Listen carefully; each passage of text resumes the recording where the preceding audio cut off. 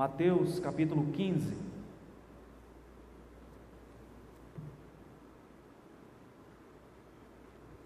Nós vamos fazer a leitura do verso 1 ao verso 20.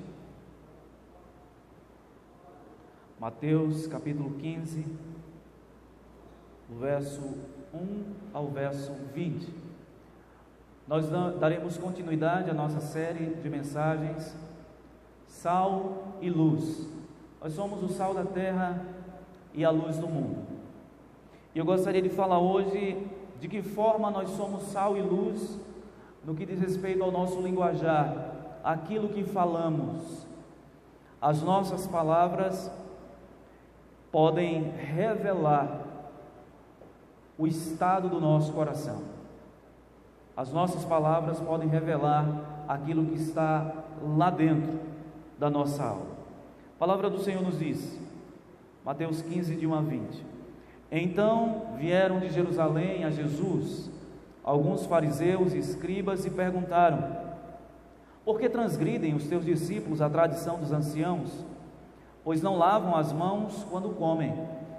Ele, porém, lhes respondeu: Por que transgredis vós também o mandamento de Deus, por causa da vossa tradição? Porque Deus ordenou: honra a teu pai e a tua mãe, e quem maldisser a seu pai ou a sua mãe, seja punido de morte. Mas vós dizeis: se alguém disser a seu pai ou a sua mãe, é oferta ao Senhor aquilo que poderias aproveitar de mim, esse jamais honrará a seu pai ou a sua mãe. E assim invalidaste a palavra de Deus por causa da vossa tradição. Hipócritas, bem profetizou Isaías a vosso respeito, dizendo: Este povo honra-me com os lábios, mas o seu coração está longe de mim, e em vão me adoram, ensinando doutrinas que são preceitos de homens. E tendo convocado a multidão, lhes disse: Ouvi e entendei. Não é o que entra pela boca o que contamina o homem, mas o que sai da boca, isto sim contamina o homem. Então, aproximando-se dele, os discípulos disseram: Sabes que os fariseus, ouvindo a tua palavra, se escandalizaram? Ele, porém, respondeu: Toda a planta que meu Pai Celestial não plantou será arrancada. Deixai-os, são cegos, guias de cegos.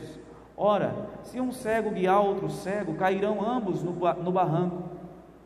Então lhe disse Pedro: Explica-nos a parábola. Jesus, porém, disse: Também vós não entendeis ainda? Não compreendeis que tudo o que entra pela boca desce para o ventre e depois é lançado em lugar escuso?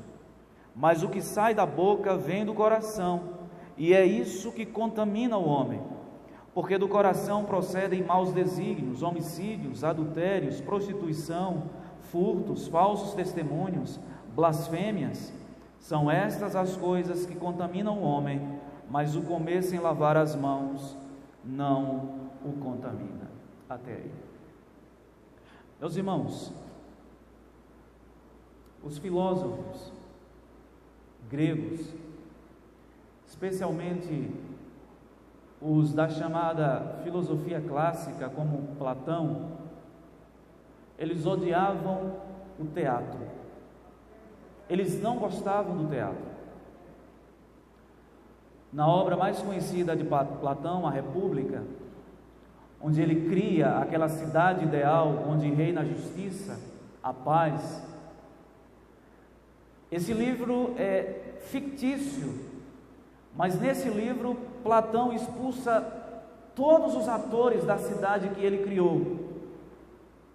E o princípio era que a dramaturgia é uma espécie de favorecimento do mundo das aparências. O teatro, ele é uma encenação. E como o propósito de Platão era retratar uma cidade onde a justiça, a verdade deveria prevalecer, os atores não tinham espaço na cidade que foi criada por ele. Eles odiavam, especialmente Platão.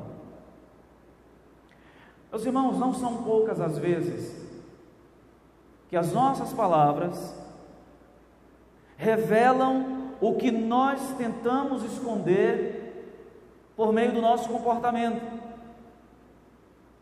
e vice-versa. Não são poucas as vezes que o nosso comportamento revela aquilo que está lá dentro do nosso coração e que nós tentamos esconder com as nossas palavras. São os momentos de tensão, de lutas, de desavenças.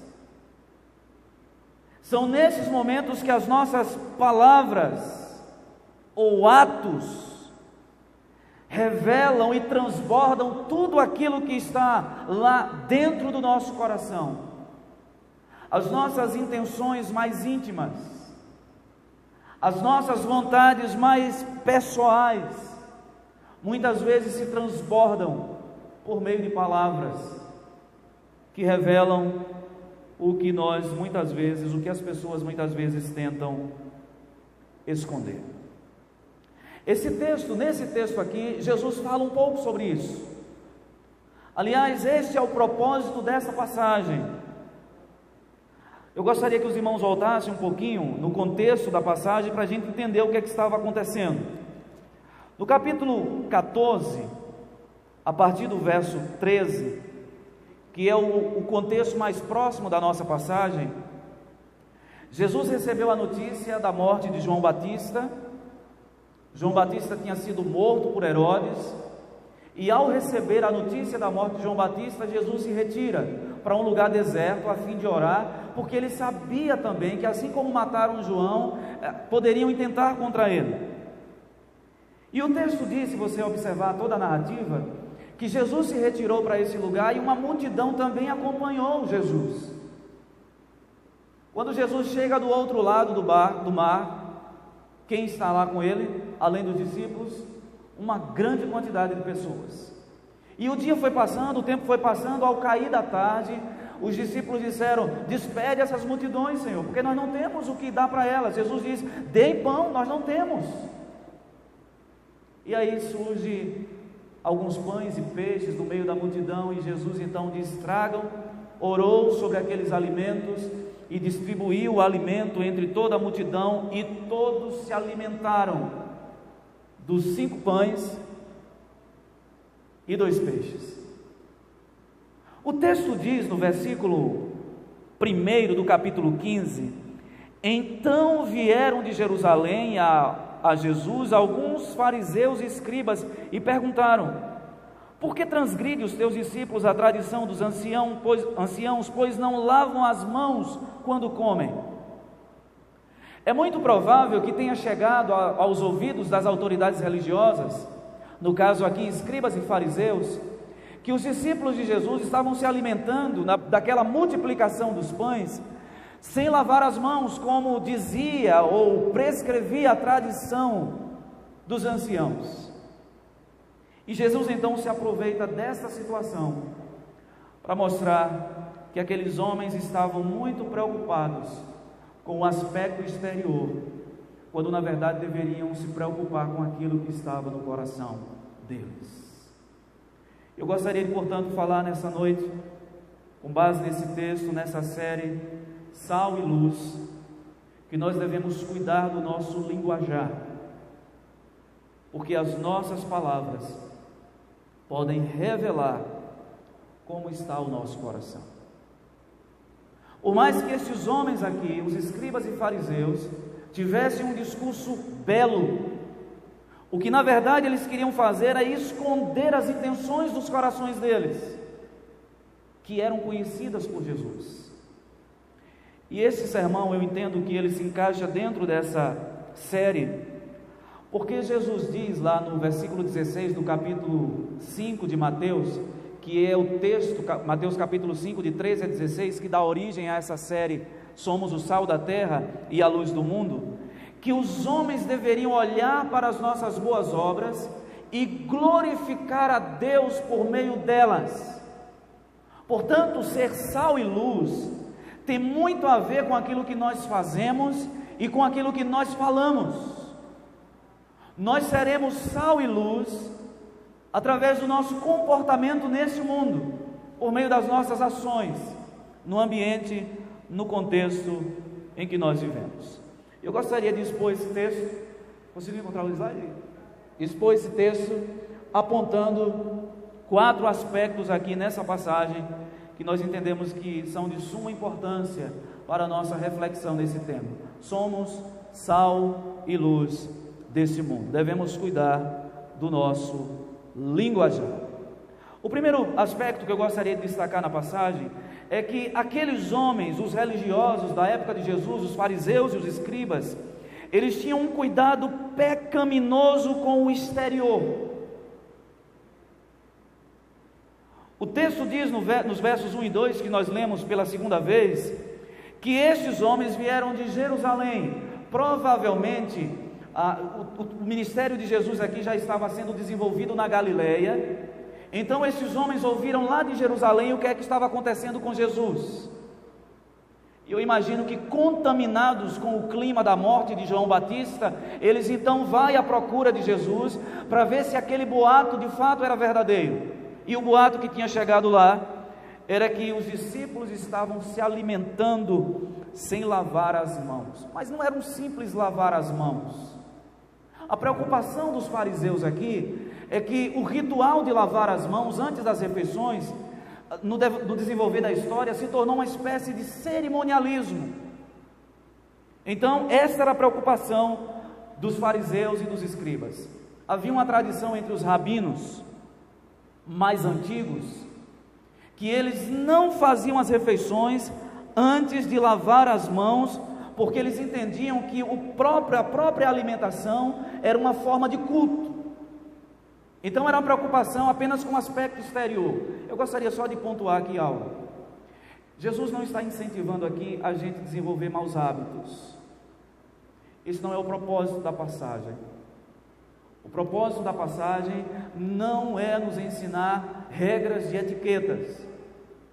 É tanto que a ênfase do texto aqui não recai sobre o ato de lavar as mãos em si. Há uma outra preocupação de Jesus. E por que é importante dizer isso? Porque algumas pessoas, os críticos da Bíblia, ao lerem algumas passagens que não são muito claras ou de alguma forma estão em conflito com aquilo que se entende hoje em termos de regras, de etiqueta, diz, está vendo? A própria Bíblia, ela nos incentiva a não ter bons hábitos. Não, esse não é o propósito da passagem. Quando nós olhamos para a Escritura, irmãos, não há dúvida de que Deus se preocupava com a higiene. Quando nós lemos o texto de Levítico, capítulo 19, versículo 2, Deus exigia do seu povo santidade, e um dos aspectos dessa santidade era cuidar do corpo. Os sacerdotes, por exemplo, eles não podiam oferecer sacrifício sem lavar não só as mãos, mas também todo o corpo.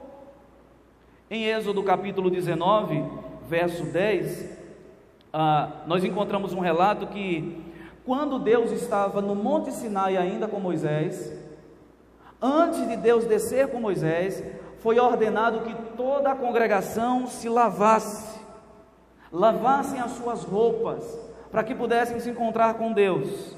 Em Êxodo capítulo 30, do verso 17 ao verso 20, nós observamos que Arão e os seus filhos, que era a linhagem sacerdotal, eles tinham que lavar as mãos antes de oferecer sacrifício. Mas isso não se tornou uma lei para todos, era uma lei cerimonial. O que os fariseus e os escribas estão questionando a Jesus aqui é uma tradição que foi se formando ao longo da história, de que todos, antes das refeições, deveriam lavar as mãos, como se fosse um aspecto de cerimonialismo, de culto, ritualismo, formalismo. De onde foi que esse grupo surgiu? Quando os fariseus e os escribas, os doutores da lei, surgiram? A maioria dos autores concordam que eles surgiram depois do cativeiro babilônico, lá no período de Esdras. Aliás, Esdras é considerado o principal dos escribas. Ele era um escriba famoso, muito conhecido, conforme o capítulo 7, versículos 6 e 11 do livro de Esdras. E qual foi o propósito? Qual era o propósito dos escribas e dos fariseus logo no surgimento? Era um propósito bom. Eles tinham boas intenções. Israel estava vindo de um cativeiro por causa da desobediência a Deus, por causa da quebra dos mandamentos de Deus. Esse grupo então surge para dizer o seguinte: nós precisamos purificar a religião, nós precisamos tirar do judaísmo tudo aquilo que não presta, tudo aquilo que foi trazido para dentro da religião e que faz parte das culturas pagãs. Inicialmente, portanto, os fariseus, escribas e saduceus, eles surgiram bem intencionados. Mas com o passar do tempo, eles foram se tornando legalistas. Eles foram se apegando a aspectos ritualistas, formalistas, e esqueceram do principal, o espírito da lei, que nós vamos ver daqui a pouco que Jesus os critica por conta disso. Eles tinham um cuidado excessivo e pecaminoso com os aspectos exteriores. Um autor diz o seguinte: eles eram tão legalistas e colocavam o legalismo em lugar da verdadeira piedade, a obediência externa da tradição acima da atitude do coração e da mente. Esse fenômeno que aconteceu aqui na época de Jesus com os fariseus foi algo muito parecido que aconteceu com a igreja na Idade Média, quando a igreja criou o magistério da própria igreja, que eram os doutores, os clérigos. E todas as vezes que esses doutores se reuniam, eles se reuniam em concílios, e os documentos dos concílios, eles ou estavam em mesmo par de autoridade com a Escritura, no mesmo patamar de autoridade, ou acima da Escritura. Quando eles estavam em conflito, aquilo que o magistério da igreja ensinava e o que a Escritura ensinava, principalmente nós podemos ver claramente na história da igreja com respeito à adoração de imagens, quem é que prevalece quando há um conflito entre os dois pensamentos? O magistério da igreja. Os fariseus e os escribas, eles davam muito valor aos aspectos exteriores. Por isso a crítica aqui que Jesus vai fazer nessa passagem. A tradição dos anciãos foi colocada como algo acima da lei de Deus. E nós vamos ver no segundo ponto do sermão que Jesus critica isso. Pode passar mais um, tá? O primeiro aspecto que Jesus destaca aqui é que eles tinham um cuidado pecaminoso com os aspectos exteriores da lei. Mas há um segundo aspecto aqui perigosíssimo que Jesus destaca: eles colocaram a tradição acima da Escritura. Eu gostaria de ver com os irmãos a partir do verso 3 até o verso 6. No verso 2 eles fazem a pergunta: porque os discípulos transgrediam a tradição dos anciãos por não lavarem as mãos antes da refeição, quando comiam. Verso 3: ele, porém, lhes respondeu: por que transgredis vós também o mandamento de Deus? Por causa da vossa tradição. Porque Deus ordenou: honra a teu pai e a tua mãe, e quem maldisser a seu pai ou a sua mãe seja punido de morte. Mas vós dizeis: se alguém disser a seu pai ou a sua mãe, é oferta ao Senhor, aquilo que poderias aproveitar de mim, esse jamais honrará seu pai ou a sua mãe. E assim invalidaste a palavra de Deus por causa da vossa tradição. Nós observamos no verso 3 que Jesus não cai na pegadinha deles. Jesus não responde à pergunta porque os discípulos não lavavam as mãos no momento da refeição. Jesus responde à pergunta com outra pergunta. É interessante isso, porque qual era a intenção deles? Mais uma vez pegar Jesus em contradição. Só que Jesus diz o seguinte: por que vocês colocam a tradição dos anciãos acima da lei de Deus? Por que vocês colocam as tradições de vocês acima da lei moral de Deus? E Jesus explica como eles faziam isso. Nós conhecemos o quinto mandamento. O quinto mandamento é: honra teu pai e a tua mãe. E o que é que significa honrar pai e mãe? Nós honramos pai e mãe quando nós os amamos, quando nós temos afeto por eles, quando nós os respeitamos, quando nós os temos em consideração e inclusive quando nós cuidamos deles na velhice. O quinto mandamento tem implicações muito mais amplas do que aquela que normalmente nós pensamos. Honrar pai e mãe significa também cuidar do pai e da mãe no momento que eles precisarem, na velhice. É aqui onde está a chave. Porque no verso 5, Jesus diz que eles maquiavam esse mandamento, porque havia uma tradição entre os fariseus e os escribas, e o verso diz assim: mas vós dizeis, se alguém disser a seu pai ou a sua mãe, é oferta ao Senhor aquilo que poderias aproveitar de mim, esse jamais honrará seu pai ou a sua mãe. Esse texto, a nossa tradução, ela não é clara. Uma tradução mais literal do texto desse verso 5 seria a seguinte: mas vós dizeis, o benefício que receberias de mim é uma oferta a Deus. Ele não está mais obrigado a honrar a seu pai e a sua mãe dessa forma. Havia uma tradição entre os fariseus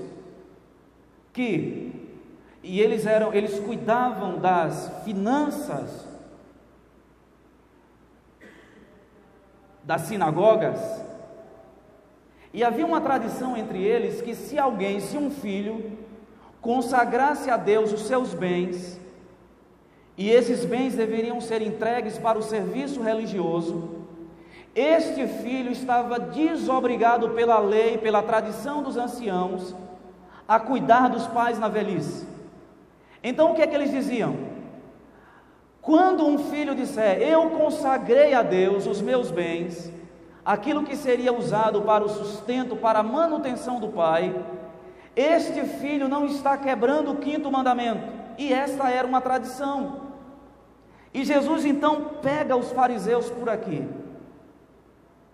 Ele diz, a lei de Deus diz que filho deve honrar pai e mãe, mas existe uma tradição entre vocês que diz o seguinte: se um filho disser para o seu pai, aquilo que você receberia de mim como oferta para a sua manutenção na velhice, para a sua sobrevivência, trazendo para os nossos dias, para comprar remédio, para fazer consulta médica, se de alguma forma vocês dependiam de mim, eu não vou poder ajudar vocês, porque eu consagrei a Deus como oferta, e portanto eu estou desobrigado de cumprir esse mandamento.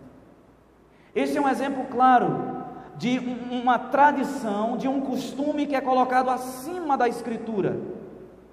E Jesus então diz: vocês estão questionando os discípulos pelo fato deles não lavarem as mãos nas refeições, mas vocês de maneira flagrante quebram o mandamento de Deus por colocar a tradição acima dele. Estes homens, fariseus e escribas, ensinavam aos filhos, diz um autor, que havia uma forma legal de não cumprir a tarefa de honrar aos seus pais, dando-lhes o sustento que eles precisavam. E qual é a forma legal? Seguindo a tradição. Se alguém fosse questionar, mas como é que pode o filho não sustentou o pai no momento que ele precisava, e só lembrando que nessa época não tinha planos sociais como INSS para os pais pagarem para se aposentar na velhice. Os filhos tinham a responsabilidade de cuidar dos seus pais na velhice quando não podiam trabalhar. Portanto, mas nesse caso aqui, os fariseus criaram uma tradição, uma espécie de manobra para burlar o mandamento da lei de Deus. O filho que fizesse essa declaração de que havia dedicado a Deus os seus bens, estava desobrigado. E Jesus diz: vocês invalidam o mandamento de Deus para seguirem a tradição. E aí vem o veredito de Jesus, versículos de 7 a 9. Jesus mostra que a religiosidade dos fariseus e dos escribas era exterior, e é a terceira divisão que nós encontramos no texto. Os versos 7 a 9 nos dizem assim, vamos ler juntos? Hipócritas, bem profetizou Isaías a vosso respeito, dizendo: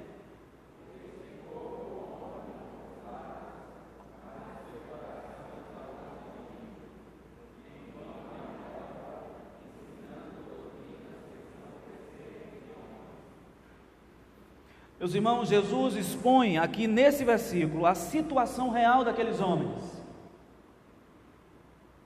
Eles tinham um cuidado exterior com a religião, mas Jesus conhecia por meio das suas palavras quais eram as intenções do coração.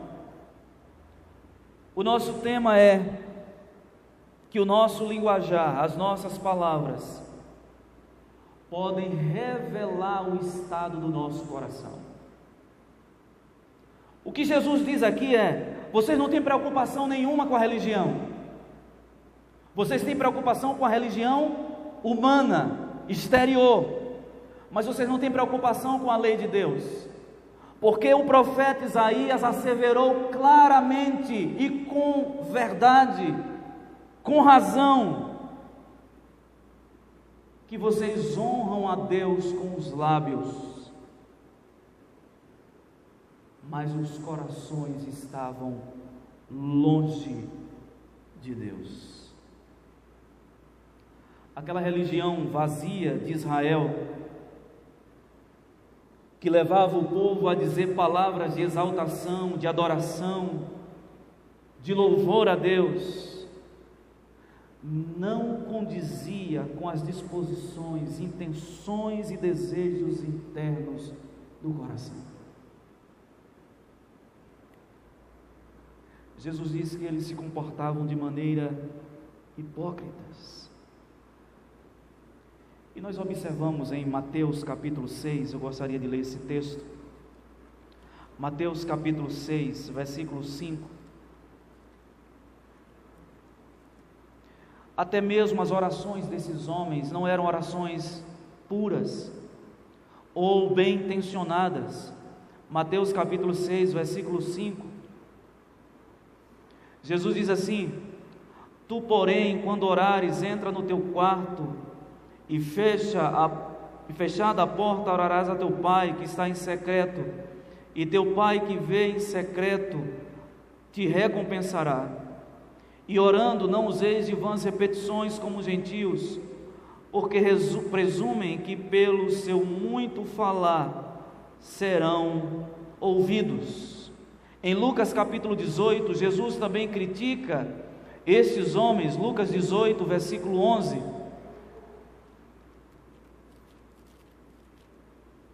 A palavra do Senhor nos diz assim: o fariseu, posto em pé, orava de si para si desta forma: ó Deus, graças te dou, porque não sou como os demais homens, roubadores, injustos e adúlteros, nem ainda como este publicano. Jejuo 2 vezes por semana e dou o dízimo de tudo quanto ganho. Estes homens aqui que Jesus conhecia o coração, e por isso ele os chama aqui no verso 7 de Mateus capítulo 15 de hipócritas, porque eles louvavam a Deus com os lábios, mas o coração deles estava longe do Senhor. Eu falei no início que as nossas palavras podem revelar o estado do nosso coração, mas as nossas ações também podem revelar o estado do nosso coração. Porque no caso da profecia de Isaías, com respeito ao povo de Deus, o povo tinha palavras bonitas, mas o coração estava longe de Deus.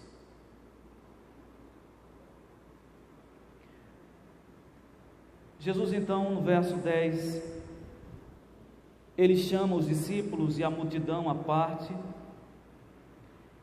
e Jesus começa a explicar o que ele estava querendo mostrar ali naquele momento. E tendo convocado a multidão, lhes disse: ouvi e entendei. Não é o que entra pela boca o que contamina o homem, mas o que sai da boca, isto sim contamina o homem. Então, aproximando-se dele, os discípulos disseram: sabes que os fariseus, ouvindo a tua palavra, se escandalizaram? Ele, porém, respondeu: toda planta que meu Pai Celestial não plantou será arrancada. Deixai-os, são cegos, guias de cegos. Ora, se um cego guiar outro cego, cairão ambos no barranco. E aí Pedro diz: então, Senhor, explica-nos a parábola. Jesus, porém, disse: também vós não entendeis ainda? Não compreendeis que tudo o que entra pela boca desce para o ventre e depois é lançado em lugar escuso? Mas o que sai da boca vem do coração, e é isso que contamina o homem. Jesus agora vira-se para a multidão e diz: não é o que entra pela boca que contamina, mas o que sai da boca, isto é o que contamina. Porque o que sai da boca é o que vem do interior. Mais uma vez eu reforço a ideia de que Jesus não está aqui dizendo que nós devemos nos alimentar sem lavar as mãos. Você deve sim. Nós sabemos que fisicamente, se você comer um alimento contaminado, ou se você não lavar as mãos antes de se alimentar, você pode se contaminar fisicamente. Você pode contrair uma doença. Esse não é o ponto de Jesus. O ponto aqui é outro. É uma exortação de Jesus contra os que se preocupavam mais com os aspectos exteriores da religião do que com o próprio coração. O que Jesus diz no capítulo 11 de Mateus está de acordo com o que está aqui no capítulo 12, no capítulo 15. No verso 11, no verso 12, capítulo 12, verso 35, diz assim o texto: o homem bom tira do tesouro coisas boas, mas o homem mau do mau tesouro tira coisas más.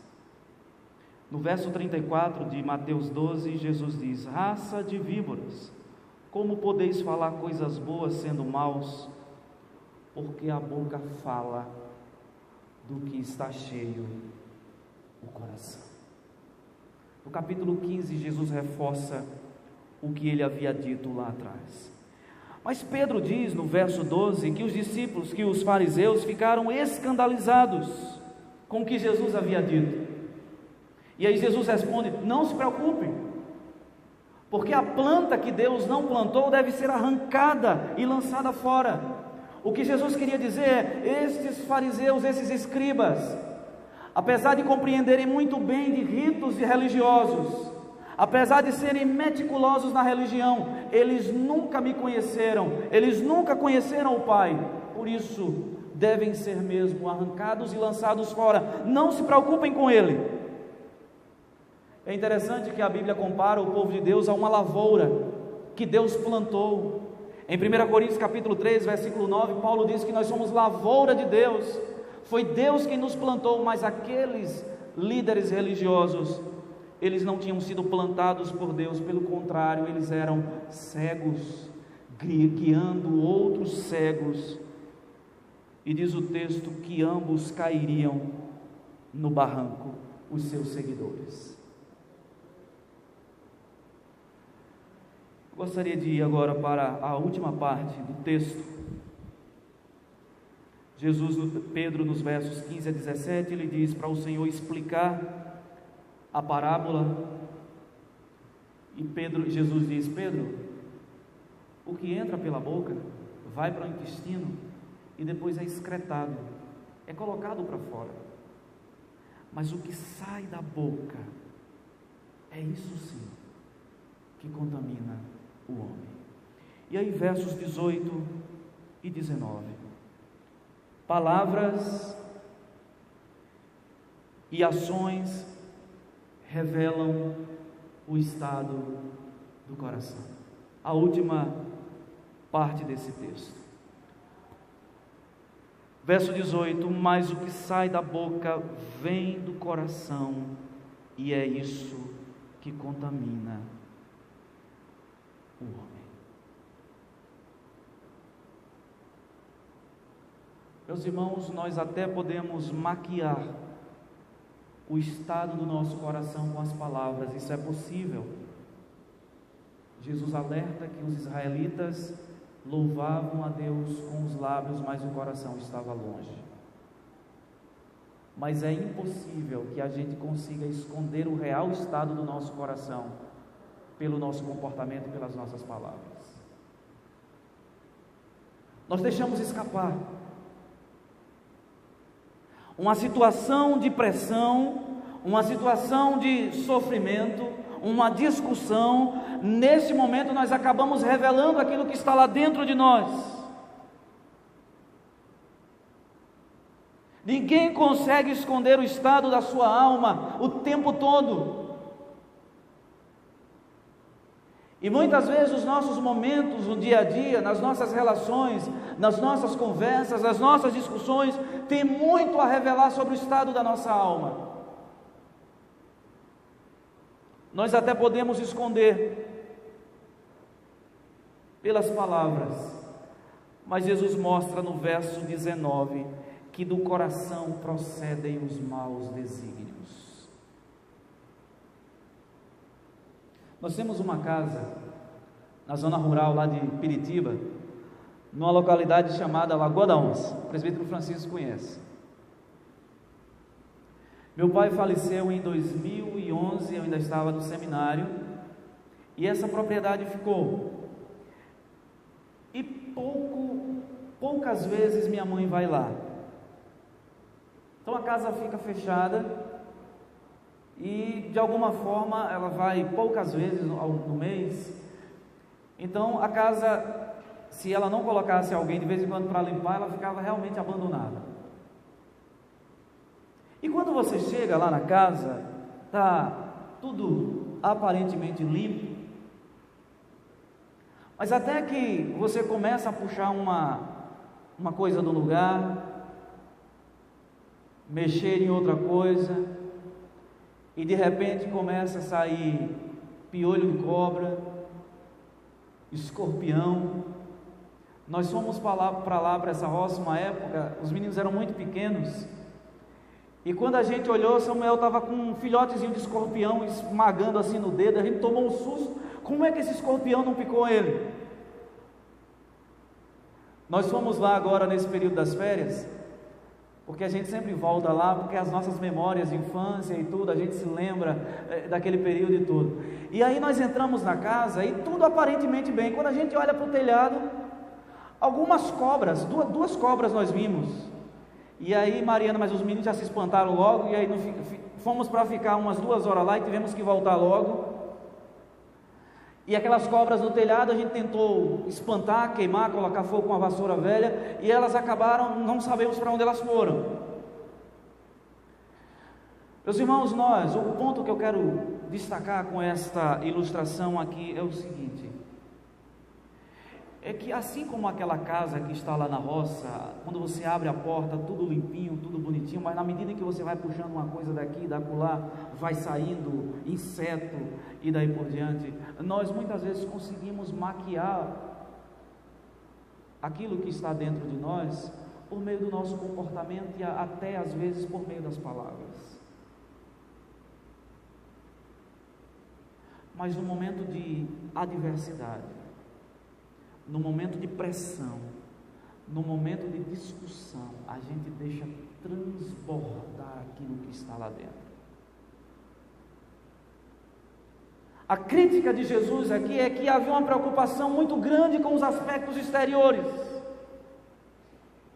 Mas Jesus, conhecendo o coração daqueles homens, Jesus diz que eles eram como sepulcros caiados. Em Mateus capítulo 23, a partir do verso 23, ele diz assim: ai de vós, escribas e fariseus, hipócritas, porque dais o dízimo da hortelã, do endro e do cominho, e tendes negligenciado os preceitos mais importantes da lei, a justiça, a misericórdia e a fé. Devíeis, porém, fazer estas coisas, sem omitir aquelas: guias cegos, que coais o mosquito e engolis o camelo. Ai de vós, escribas e fariseus hipócritas, porque limpais o exterior do copo e do prato, mas estes por dentro estão cheios de rapina e intemperança. Fariseu cego, limpa primeiro o interior do copo, para que também o seu exterior fique limpo.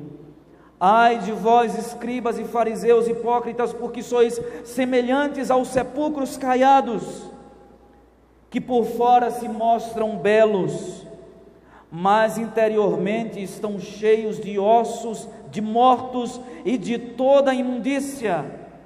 Assim também vós exteriormente pareceis justos aos homens, mas por dentro estáis cheios de hipocrisia e de iniquidade. Palavras duras proferidas por Jesus. Ele conclui os versos 19 e 20 dizendo que é do nosso coração que procedem os maus desígnios, homicídios, adultérios, prostituição, furtos, falsos testemunhos, blasfêmias, que transbordam para fora de nós, por meio de reações, de ações e por meio das nossas palavras. O apóstolo Paulo, escrevendo aos Efésios, no capítulo 4, verso 29, ele diz: não saia da vossa boca nenhuma palavra torpe.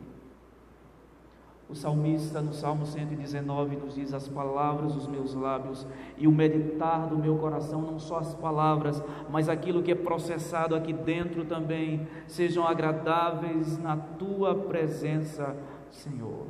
Meus queridos irmãos, como filhos da luz, como sal da terra, devemos cuidar das nossas palavras, porque elas devem refletir o caráter de Cristo em nós. E se em algum momento percebermos que as nossas palavras e atos podem negar a fé, a nossa fé em Cristo, que nos arrependamos, que a nossa preocupação não seja com os aspectos exteriores da nossa fé, da nossa religião, da nossa profissão de fé, mas que possamos cuidar do coração, porque é de lá que procedem os maus desígnios, inclusive por meio das nossas palavras. Eu gostaria de concluir esse sermão fazendo 4 aplicações e uma aplicação cristocêntrica. A primeira aplicação é que nós devemos ter cuidado de não nos tornarmos legalistas no zelo pelas coisas de Deus.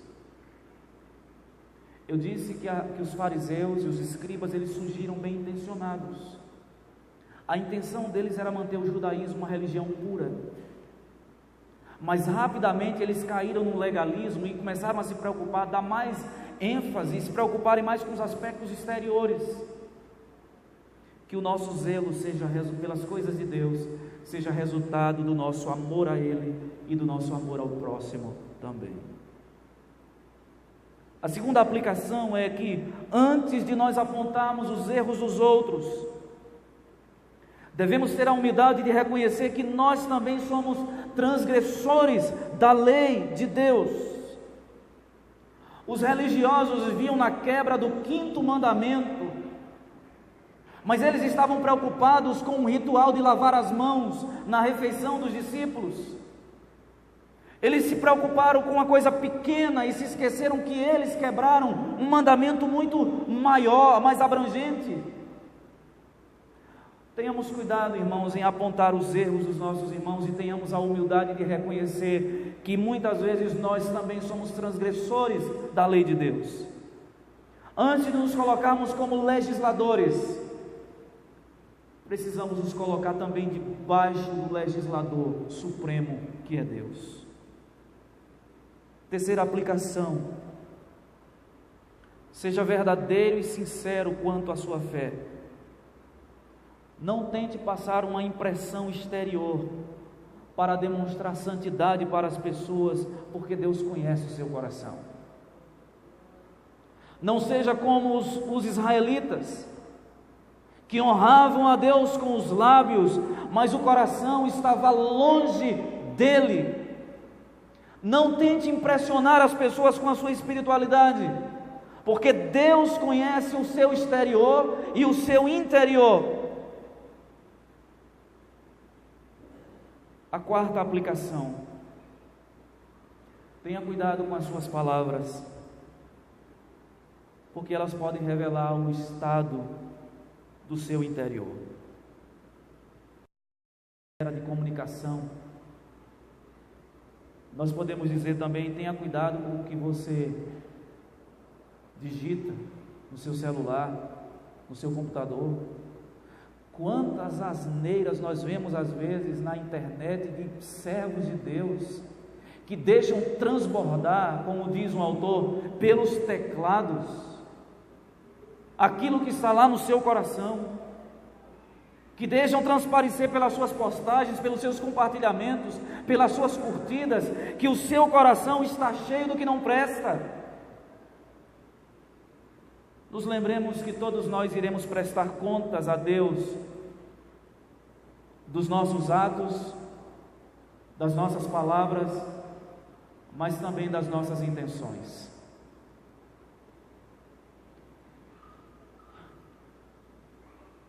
Todas as vezes que nós pregamos um sermão que fala sobre usos e costumes, nós corremos um grande risco de terminar o sermão de maneira moralista. Eu não gostaria de terminar esse sermão de maneira moralista.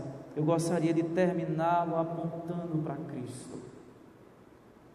Porque sem Cristo, irmãos, as pessoas sempre vão tentar se aproximar de Deus de forma legalista, com a sua justiça própria. E quando elas conseguem policiar o seu linguajar, conseguem policiar o seu comportamento, elas olham para si e dizem: está vendo, eu sou bom, eu consegui. Você tem que se santificar, e aponta o dedo para outra, dizendo de maneira orgulhosa que ela precisa se santificar. Mas quando nós olhamos para Cristo, todo o orgulho do nosso coração cai por terra, e nós nos aproximamos de Deus por meio dele, reconhecendo que se não fosse a graça de Deus, e se dependesse dos nossos esforços religiosos, nós estaríamos todos destinados à condenação. Precisamos olhar para Cristo, porque sem Cristo nós não conseguiremos nos aproximar de Deus. Os fariseus, os escribas, os religiosos tentaram fazer isso por meio de ritos, de cerimonialismo, mas demonstravam com seus atos que estavam longe de Deus. Eles não compreenderam que o que eles precisavam mesmo não era de mais e mais regras para serem santos, mas sim de arrependimento sincero e novo nascimento. Que o Senhor em Cristo Jesus tenha misericórdia de nós. Como está o estado do seu coração? O que as suas palavras têm revelado a respeito dele? O que as suas reações? Como você trata as pessoas? Como você age com as pessoas?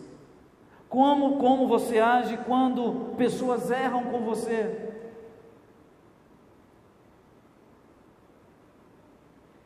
Este é um momento de uma reflexão pessoal, porque as nossas palavras, cuide do seu linguajar. Você é sal da terra e luz do mundo. As suas palavras podem revelar o estado do seu coração. Semana que vem, se Deus quiser, nós vamos falar sobre as vestes, como filhos da luz, como sal e luz desse mundo. Nós devemos ter cuidado como nos vestimos, como nos portamos. Vamos orar.